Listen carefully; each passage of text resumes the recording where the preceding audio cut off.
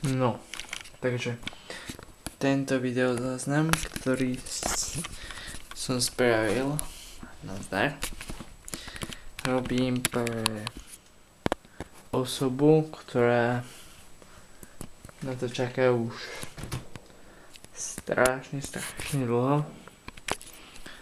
A tento zvukový záznam bude o tom, jak to cítim, celé jak to je.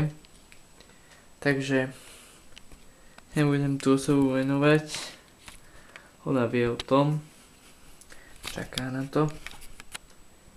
Tak to skrátim. Tá osoba spravila niečo, čo vie, že spravila. A podľa mňa si to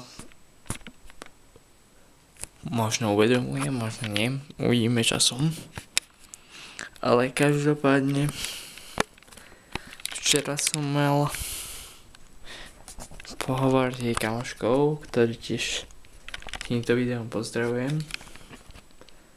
A odhalujem svoju identitu pre ňu.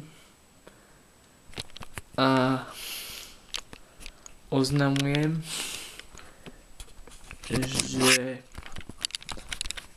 toto je len pre tú osobu, ktorá ma presvedčila o tom, že v tom vzťahu, ktorý bol,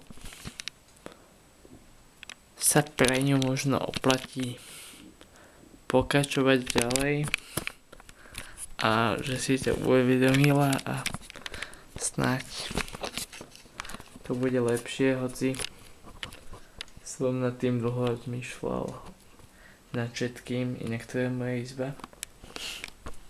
A dúfam, že týmto videom, keď to vycapím, spravím radosť a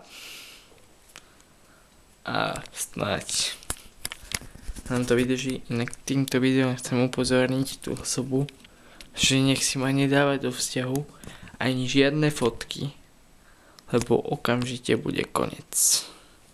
Tak pozor na to a počúvaj, vždycky keď budeš chcieť niečo spraviť,